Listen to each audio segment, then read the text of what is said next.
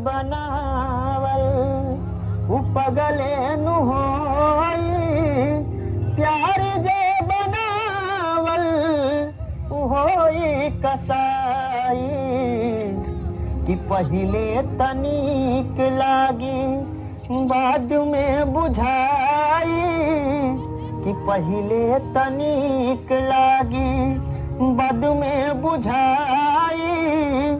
प्यार के निभावत में गाड़ी फाट जाई, कि दिल जे बनावल उ पगले नु होई, प्यार के निभावत में गाड़ी फाट जाई। कौन सा गाना गाया जिससे इन्हें गुस्सा आया? आगे मैया के दैया के नून मिर्चाई तोरे गाना बोले बिलाई। आगे हमें के लकड़ी भरोसा के गादा हाथी के गा खजुआ में दरोगा। आगे हम बनेली लिटिया बन गेले गुरपीठिया, एले दुल्हवा मर के परो पीठिया।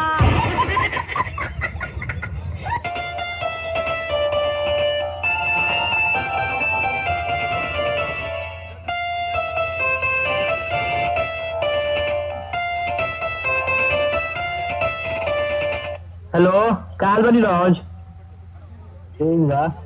कहाँ बनी? दानी घरे। देख ना आइल बनी बसंतपुर, तोरा बाबा के मलिया भेटाइल बिया। सर्वा ना फोन ये करे खातिर फोन करेली। गजब बेइज्जती।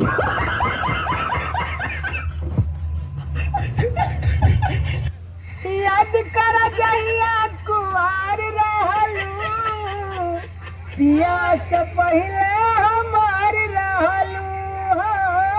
लेतम का प्यार रहलू, पिया से पहले हमार रहलू।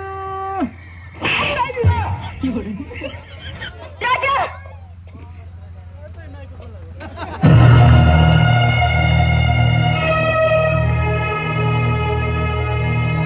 तुम मुझे छोड़कर जा रहे हो?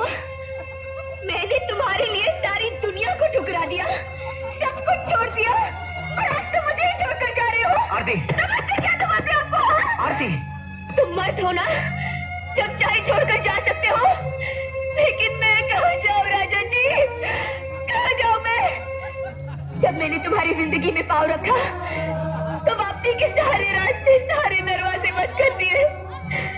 अब मेरे पास और कोई रास्ता नहीं है सिवाय तुम्हारे या फिर मौत के।